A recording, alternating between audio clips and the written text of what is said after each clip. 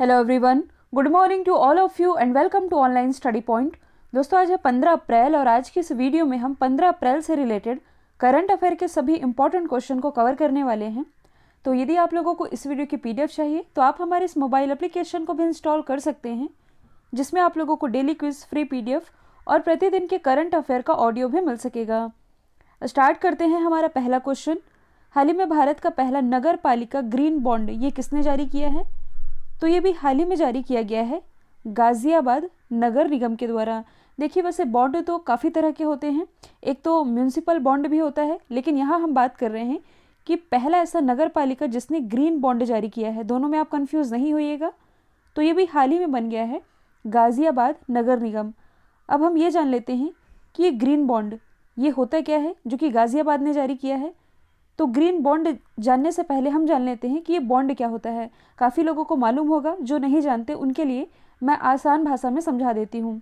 तो देखिए, बॉन्ड जो कि एक पेपर अग्रीमेंट होता है। मान लीजिए ये पेपर अग्रीमेंट है जिसमें ये लिखा हुआ है कि इस पेपर का जो प्रिंसिपल अमाउंट है ये है, मान लीजिए 1,00,000 रुपये, और इसकी जो ब्याज दर है यानी कि रेट ऑफ इंटरेस्ट ये है 10%, और इसका जो टाइम पीरियड है यानी कि समय सीमा ये है 2 साल।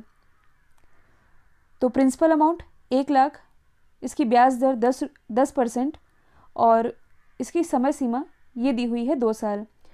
मतलब आप ये कह सकते हैं कि इस कागज़ की वैल्यू हुई है 1,00,000 रुपये, जिसे कि आप लोगों ने ख़रीदी है। इसे गवर्नमेंट भी जारी कर सकती है, कोई भी बैंक या कोई भी प्राइवेट कंपनी इसे जारी कर सकती है।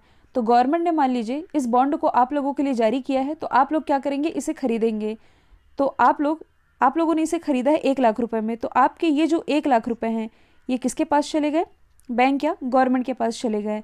गवर्नमेंट को आप लोगों से क्या मिला? 1,00,000 रुपये। अब इस 1,00,000 पर गवर्नमेंट आपको क्या दे रही है? ब्याज दे रही है। अभी हमने पढ़ा है, मतलब कि अभी मैंने एग्जाम्पल दिया है कि मान लीजिए इस पर ब्याज की दर कितनी रखी गई है? 10%, समय सीमा 2 साल। तब क्या होगा? 2 साल बाद आपको सरकार 10%, 1,00,000 का 10% आप निकाल लीजिए तो कितना होता है? 1,10,000 रुपये। इतना ब्याज सहित आप लोगों को सरकार देगी कितने समय बाद? 2 साल बाद। तो इसका मतलब ये हुआ कि आपके पास सिर्फ पेपर का ये एक टुकड़ा है जिसमें ये लिखा हुआ है कि आपने 1,00,000 गवर्नमेंट को दिए हैं, तो सरकार इस पर आपको इंटरेस्ट दे रही है।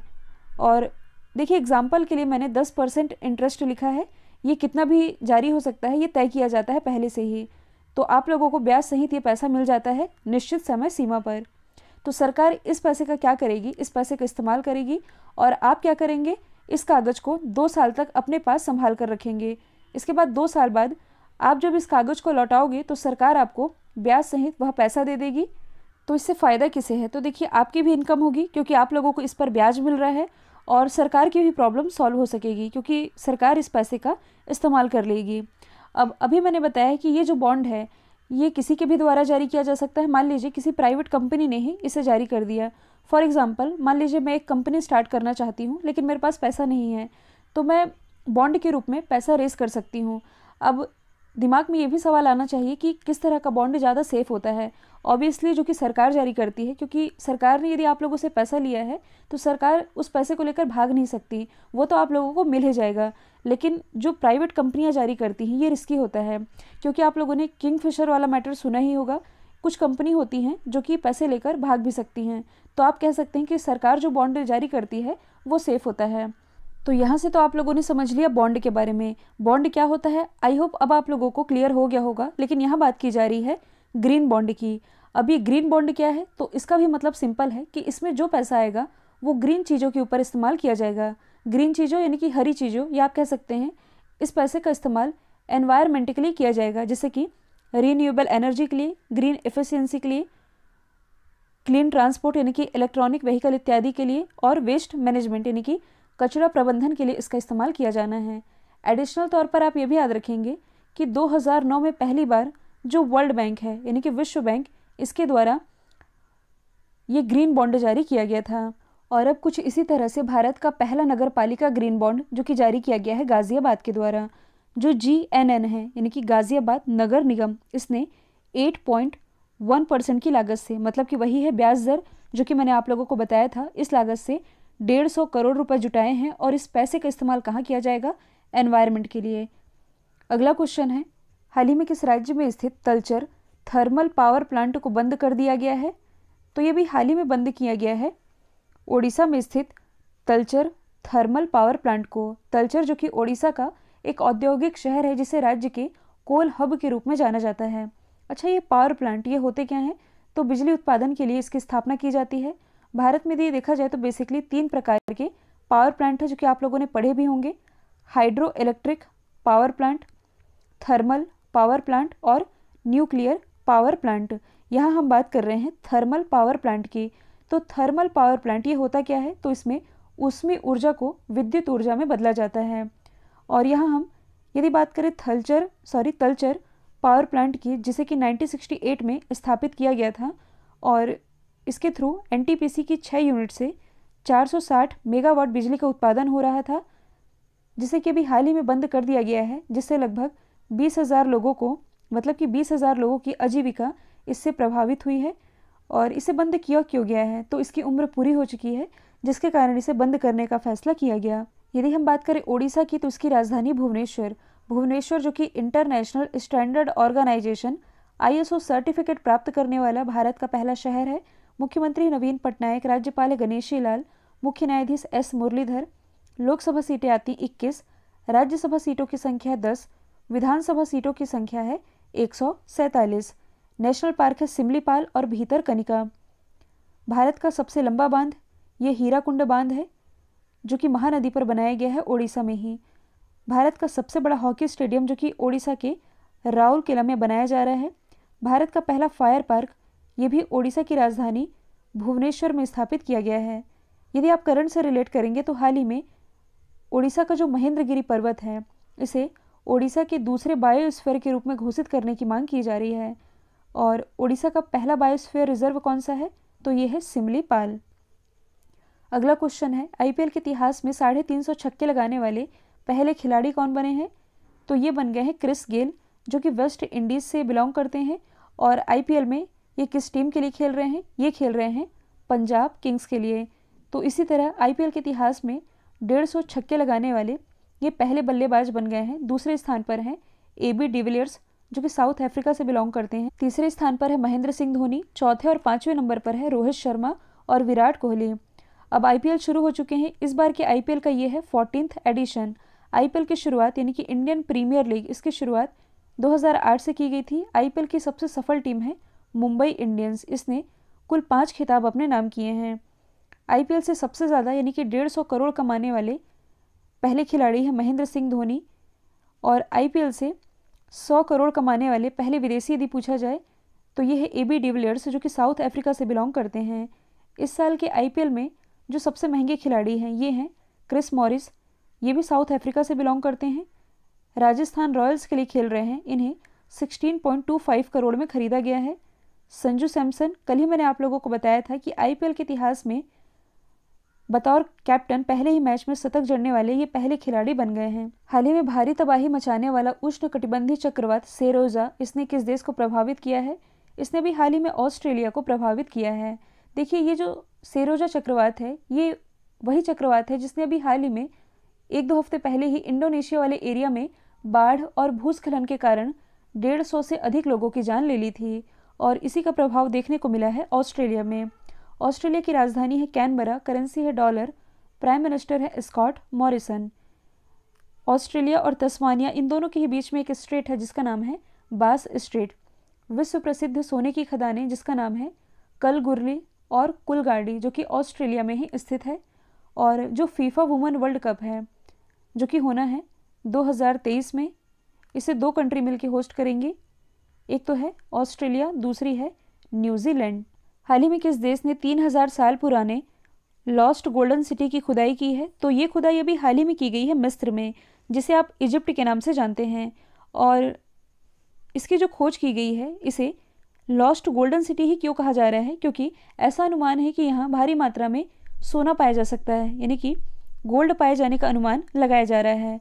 अब इसकी जो खोज है ये इजिप्ट के पास, ये जो आप लोगों को लग्जर शहर दिखाई दे रहा है, यहाँ इसकी खोज की गई है। और ये जो शहर है ये नील नदी के पश्चिमी तट पर स्थित है। हालांकि शायद आप लोगों को ये इसके पूर्वी तट पर दिखाई दे रहा होगा, लेकिन यदि आप गौर से देखेंगे तो ये नील नदी बहती हुई आई और यहाँ जाकर के कुछ ऐसे मुड़ गई। तो ये वाला एरिया कहलाएगा वेस्ट, इधर वाला ईस्ट। तो इस वेस्ट वाले एरिया में इस स्थान की खोज की गई है जिसे नाम दिया गया है लॉस्ट गोल्डन सिटी। अच्छा, नील नदी के बारे में यदि हम बात करें तो आप सभी जानते हैं इसका जो उद्गम है ये विक्टोरिया लेक से होता है, और जो नील नदी है ये दो नदियों का कॉम्बिनेशन है, श्वेत नील और ब्लू नील। जब ये विक्टोरिया लेक से निकलती है तब ये श्वेत नील बनकर निकलती है और आगे जाकर के इथियोपिया के ताना झील के पास इसमें मिल जाती है ब्लू नील। और यही श्वेत नील और ब्लू नील जब आगे जाकर के सूडान में इसकी जो राजधानी खार्तूम, यहाँ जाकर के जब वाइट नील और ब्लू नील मिलती हैं तब ये संयुक्त रूप से कहलाती है नील नदी, जो कि दुनिया की सबसे लंबी नदी है। और यही आगे जाकर के कहाँ गिरती है? मेडिटेरियन सी में, यानी कि भूमध्य सागर में। तो इसी नील नदी के पश्चिमी तट पर लक्सर शहर में इस स्थान की खोज की गई है। इस वाले लोकेशन से आप और भी कुछ रिलेट कर सकते हैं, जैसे कि ये है रेड सी, ये है मेडिटेरियन सी। इन दोनों के ही बीच में एक नहर है जिसे कहा जाता है स्वेज नहर। ये भी चर्चे में रहा है, इसलिए मैं आप लोगों को बता रही हूँ। इसी स्वेज नहर में अभी हाल ही में एक जहाज है जिसका नाम है एवर गिवन जहाज। ये लगभग 8 से 10 दिनों तक फंसा हुआ था, जिसके कारण ये अभी चर्चे में आया है और स्वेज नहर का मार्ग इसके कारण अवरुद्ध हो गया था। अब ये जो न्यूज़ है ये ग्लोबल क्यों बन गई थी? क्योंकि जो इजिप्ट है यानी कि मिस्र की अर्थव्यवस्था का जो काफ़ी सारा हिस्सा है ये इसी नहर के ऊपर डिपेंड करता है। तो आप कह सकते हैं इजिप्ट की अर्थव्यवस्था का मेन सोर्स यही नहर है। मिस्र की कैपिटल यानी कि इजिप्ट की कैपिटल है काहिरा, करेंसी है इजिप्ट पाउंड। अगला क्वेश्चन है, हाल ही में कोविड-19 से लड़ने के लिए रूसी वैक्सीन को भारत में इमरजेंसी उपयोग के लिए मंजूरी दे दी गई है। इस वैक्सीन का नाम क्या है? तो इसका नाम है स्पुतनिक 5। किस देश की वैक्सीन है? रसिया की। तो भारत में जिस हिसाब से केस बढ़ रहे हैं, संक्रमण भी तेजी से फैलता जा रहा है, तो इमरजेंसी उपयोग के लिए अभी हाल ही में रसिया की स्पुतनिक 5 वैक्सीन इसे मंजूरी दे दी गई है। और भारत में इसका जो निर्माण है ये डॉक्टर रेड्डी के सहयोग से किया जा रहा है। और कोरोना वायरस के खिलाफ ये जो टीका है स्पुतनिक 5 का, ये 95% से ज़्यादा असरदार पाया गया है। कहने का मतलब है कि मान लीजिए 100 लोगों को ये वैक्सीन लगाई गई, जिसमें कि 95 से अधिक लोगों के ऊपर ये काम कर रही है। इसके कारण भारत में इसे मंजूरी मिल चुकी है। यदि आप लोगों को याद होगा तो हाल ही में रसिया के द्वारा ही जानवरों के लिए पहला वैक्सीन रजिस्टर किया गया है, जिसका नाम है कार्निवाक कोविशील्ड, जो कि सीरम इंस्टीट्यूट ये पुणे में स्थित है, इसके सहयोग से भारत में डेवलप किया जा रहा है। कोविशील्ड ये पूरी तरह से भारतीय कोरोना वैक्सीन है और इसे भारत बायोटेक के द्वारा विकसित किया जा रहा है। अगला क्वेश्चन है, हाल ही में किसने आहार क्रांति आंदोलन की शुरुआत की है? तो इसकी शुरुआत अभी हाल ही में केंद्रीय स्वास्थ्य मंत्री डॉक्टर हर्षवर्धन के द्वारा की गई है। क्यों की गई है? क्योंकि जिस हिसाब से कोरोना का माहौल है पूरे भारत में, तो लोगों की इम्यूनिटी को मजबूत रखना बहुत ज़्यादा ज़रूरी है। इसके लिए लोग अपने खान पान के प्रति अवेयर रहें और क्या क्या न्यूट्रिशन इन्हें बॉडी के लिए ज़रूरी है, इन सभी के लिए अवेयरनेस फैलाने के लिए इस आंदोलन की शुरुआत की गई है, जिसका नाम है आहार क्रांति आंदोलन। साथ ही इसका मेन पर्पस है कि भारत में हंगर यानी कि भूख और विभिन्न प्रकार की जो बीमारियां हैं इसके सोल्यूशन में मदद मिल सके। आप सभी जानते हैं ग्लोबल हंगर इंडेक्स यानी कि ये जो भूख सूचकांक है 2020 का, ये जारी किया गया था, जिसमें अपने देश भारत की रैंकिंग ये है 94। उतनी अच्छी रैंकिंग नहीं है। इसमें टॉप पर कौन है? तो इसमें टॉप पर है बेलारूस। अगला क्वेश्चन है, हाल ही में ICC player of the month किसे चुना गया है? तो आईसीसी के द्वारा एक नए कैटेगरी में अवार्ड दिए जाने की घोषणा की गई थी, जिसका नाम है player of the month. Player of the month जनवरी के लिए चुने गए थे ऋषभ पंत, फरवरी के लिए चुने गए रविचंद्रन अश्विन और अब मार्च के लिए चुने गए हैं भुवनेश्वर कुमार। आईसीसी की यदि हम बात करें, इंटरनेशनल क्रिकेट काउंसिल, इसकी स्थापना 1909 में हुई थी। हेडक्वार्टर स्थित है दुबई यूएई में। दुबई जहां विश्व का सबसे ऊंचाई पर स्थित यानी कि सबसे ऊंचा झूला ये स्थापित किया गया है। और आईसीसी के अध्यक्ष कौन है? ये है ग्रेग बार्कले, जो कि बिलोंग करते हैं न्यूजीलैंड से। अच्छा, विराट कोहली से आप क्या रिलेट कर सकते हैं? इंस्टाग्राम पर 100 मिलियन फॉलोअर वाले ये विश्व के पहले क्रिकेटर बने हैं। अगला क्वेश्चन है, हाल ही में 6वें रायसीना संवाद का उद्घाटन किसने किया है? इसका उद्घाटन अभी हाल ही में प्राइम मिनिस्टर नरेंद्र मोदी जी के द्वारा किया गया। और कोरोना के चलते पहली बार ये जो डायलॉग रहा ये वर्चुअली आयोजित किया गया, जिसकी थीम थी viral world outbreaks outlier and out of control.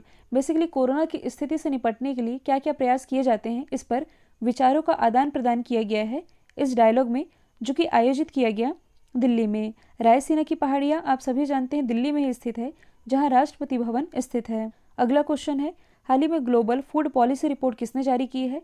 तो ये भी हाल ही में जारी की गई है अंतर्राष्ट्रीय खाद्य नीति अनुसंधान संस्थान के द्वारा, यानी कि international food policy research institute के द्वारा ये रिपोर्ट जारी की गई, जिसकी थीम थी ट्रांसफॉर्मिंग फूड सिस्टम्स आफ्टर कोविड-19।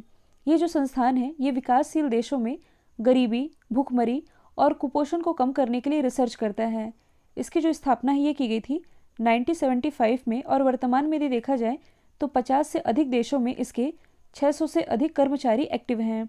इसी के द्वारा ये रिपोर्ट जारी की गई है, जिसमें कि कोरोना काल में कौन कौन सी चीज़ें प्रभावित रही है, स्वास्थ्य पर इसका क्या असर रहा है, इन सभी पर बेस इसने ये रिपोर्ट जारी की है। यदि हम बात करें वर्ल्ड फूड प्रोग्राम की, तो अभी लास्ट ईयर का जो नोबेल पीस प्राइज़ रहा था ये दिया गया वर्ल्ड फूड प्रोग्राम को ही।